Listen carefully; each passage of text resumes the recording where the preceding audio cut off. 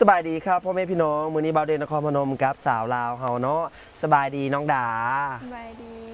มื้อนี้สิพาท่านผู้ชมมาเที่ยวอย่างเนาะมาเที่ยวทำนางฟ้ามาเที่ยวถ้ำนางฟ้าอืมแม่นไผเป็นนางฟ้าน้องดา น้องดานี่แหละพี่น้องมาเที่ยวถ้ำแต่ถ้ำนี้มีนามว่าถ้ำนางนางฟ้านางฟ้าพามาเที่ยวถ้ำนะครับผมอยู่ถ้ำนางฟ้ามีบ่อนใดเที่ยวก็จะมีมันมีกิจกรรมอย่างแน่นะ ห้องเรือโหนสลิง ห้องเรือ แม่ ร้องเรือ แม่ ห้องเรือ ร้องเรืออยู่ในถ้ำนี้แต่เพื่อจะมีเสียเงินเนาะ แม่น แล้วก็มีโฮนสลิงแม่ โฮนสลิงนี่ราคาประมาณเท่าไหร่ ยังบูเรือต้องเข้าไปถาม ต้องเข้าไปถาม แต่เข้าถ้ำนี่บ่เกิน แม่ 50,000 หรือว่าประมาณ100 บาทเด้อพี่น้องเด้อมีลอดถ้ำเนาะถ้ำนี่ได้ข่าวว่ามันเย็นได้พี่น้องเอ้ยแล้วก็มีศูนย์อาหารนำเนาะ แม่